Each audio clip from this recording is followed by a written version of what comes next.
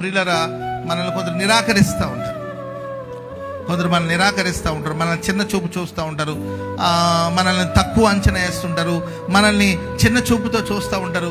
అవన్నీ మనసులోకి తీసుకోకూడదండి.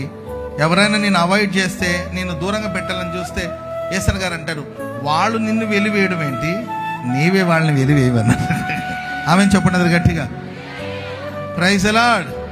ఎవడైనా నిన్ను నిరాకరించాడనుకో, నిన్ను చిన్న చూపు చూశాడనుకోండి, పట్టించుకోవచ్చు. అనవసరమైన చెత్త చెదార అవమానాలు ఇవన్నీ కూడా తలలో పెట్టుకొని ఆలోచించి ఆరోగ్యాన్ని పాడు చేసుకోదు, మనసును పాడు చేసుకోదు. ఒకటి మాత్రం వాస్తవం, ఇశ్రాయేలు పరిశుద్ధ దేవుడు మన మధ్యలో ఉన్నాడు. ఇశ్రాయేలు పరిశుద్ధ దేవుడు మన మధ్యలో ఉన్నాడు. ఆయన సన్నిధిలో మనం ఉల్లసించాలి, సంతోషించాలి, గంతులు వేసి ఆయన మనం ఆరాధించాలి. ఆయన మన మధ్యలో సంచరిస్తున్నాడు.